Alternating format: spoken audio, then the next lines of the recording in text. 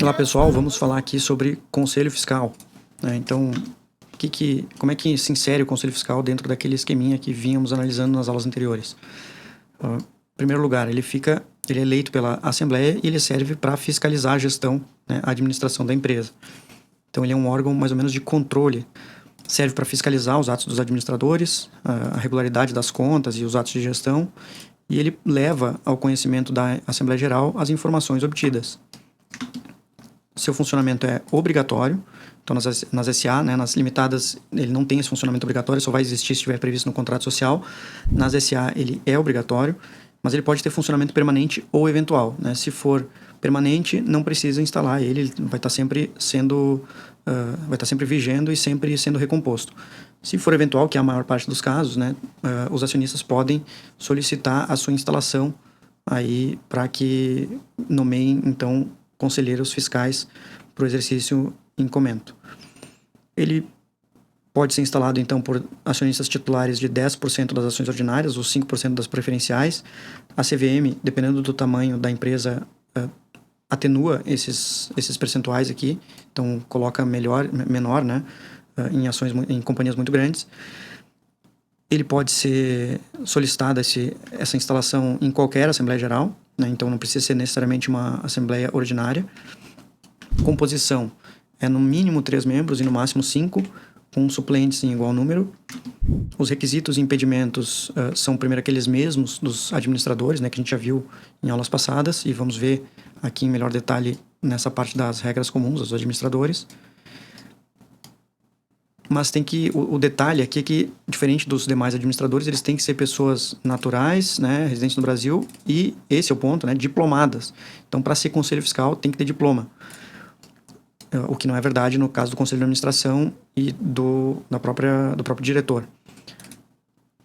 Ele não pode ser membro de órgão de administração de outra companhia aí do mesmo grupo, não pode ser empregado da companhia, das controladas ou outras empresas do mesmo grupo, e não pode ser cônjuge ou parente até 3º grau de administrador. Formato de eleição: são eleitos pelo voto da maioria. A minoria tem o direito de eleger em separado pelo menos um membro, né, os preferencialistas, e os ordinaristas um membro também, mas sempre a maioria que vai indicar a maioria dos conselheiros fiscais. Então, se 2 membros forem indicados, a maioria tem a prerrogativa de fazer subir o número de conselheiros fiscais para 5, e daí os outros 3 serão indicados pela maioria. Prazo de gestão é até a próxima Assembleia Geral, né, permite-se a reeleição, e a atuação pode ser colegiada e pode ser individual, né, geralmente colegiada, mas individual em algumas situações que estão previstas aqui no artigo 163, e a gente pode ver aqui no inciso 1, né, por qualquer de seus membros pode fiscalizar. No inciso 4, por qualquer de seus membros pode denunciar. No parágrafo 2º, pode solicitar esclarecimentos e informações à administração. No parágrafo 4º, pode pedir esclarecimentos e informações aos auditores independentes. E suas atribuições são diversas, né? Então, desde fiscalizar atos e cumprimento dos deveres dos administradores, como opinar sobre o relatório anual da administração, opinar sobre propostas de órgãos, e daí pode ser modificação do capital, emissão de debêntures ou bônus, planos de investimento ou orçamento de capital, distribuição de dividendos ou em caso de reorganização societária. Lembrando aqui, né, cisão, fusão, incorporação e transformação. Também é responsável por denunciar erros, fraudes e crimes para os órgãos da administração, e se os órgãos da administração não fizerem nada, para a própria Assembleia Geral. Convocar a Assembleia Geral em caso de atraso. Analisar o balancete e as demonstrações financeiras, examinar as demonstrações financeiras do exercício e opinar sobre elas. Eles também têm alguns direitos auxiliares, né? Então, direitos que são pensados para ele conseguir exercer suas prerrogativas, suas atribuições da maneira correta. Então, ele pode solicitar aos órgãos da administração informação e esclarecimento, pode solicitar a elaboração de demonstrações financeiras especiais. Se tiver auditores independentes, pode solicitar esclarecimentos e apuração de fatos específicos.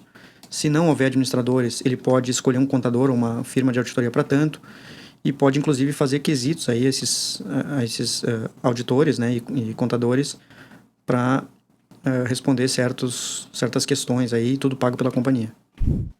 As reuniões do Conselho Fiscal também são, assim como todos os demais órgãos, são forjadas pelo princípio da maioria e também são bem simples, assim como as deliberações da diretoria, né, são mais simplificadas, aí não tem tantos detalhes a serem colocados como no caso das assembleias, por exemplo.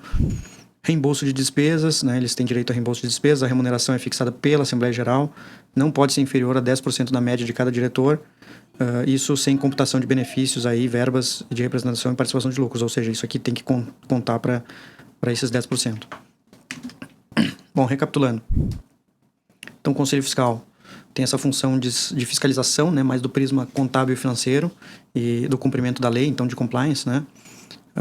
Ele não vai fazer uma devassa sobre tudo, porque nem é da competência dele, mas ele vai focar mais nesse aspecto contábil e financeiro. Seu funcionamento pode ser eventual ou permanente, pode ser instalado por aí alguns quórums de acionistas minoritários em qualquer assembleia, admite a eleição em separado, então os minoritários têm grandes chances de colocar um membro ou dois, né, para ajudar a fiscalizar. A composição é de 3 a 5 membros, mais suplentes. Diferente dos outros órgãos, o Conselho Fiscal tem esses suplentes, né? Os outros não têm isso. Tem que ser pessoas físicas e diplomadas, né? Isso é um detalhe também adicional. E o mandato é válido por um exercício social. Ele admite atuação colegiada e individual, né?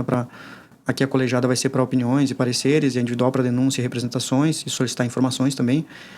As atribuições são indelegáveis, ele tem direito aos auxiliares, né? Para fazer valer essas atribuições e prerrogativas que ele possui. E tem os mesmos deveres da administração, né? Por fim, a remuneração é de no mínimo 10% da média de cada diretor. Então, para finalizar, vamos ver um exemplo aqui de uma ata de reunião do Conselho Fiscal. Já coloquei aqui no RADS, vamos consultar. Então, parecer acerca das demonstrações financeiras. Essa é a mais tradicional que a gente vê por aí. Aqui. Nem sei que companhia é essa, mas não deve fugir muito do padrão. Vamos lá. Aqui uma ata de reunião do Conselho Fiscal, né? Data, hora e local, convocação e presença, aqui presente todo mundo. Presentes os membros 1, 2 e 3. Então são 3 conselheiros aqui, possivelmente. Não disse todos os membros, mas dá para presumir que sim. A ordem do dia. E os conselheiros passaram a deliberação, né? A esses relatórios de revisão especial sem ressalvas dos auditores independentes, notas explicativas, terceiro trimestre de 2025. Amplamente debatida a matéria, os conselheiros manifestaram sua concordância com o teor das demonstrações financeiras e encerrado aqui a deliberação, a ata. Certo, pessoal? Então, eram mais ou menos esses os pontos. Vimos as funções, aqui o conceito, o funcionamento, composição, os requisitos, impedimentos, a eleição, prazo de gestão, atuação, atribuições, direitos auxiliares, reuniões, né, como é que são feitas, e a remuneração. Até a próxima. Isn't it strange, Joe? It's fun.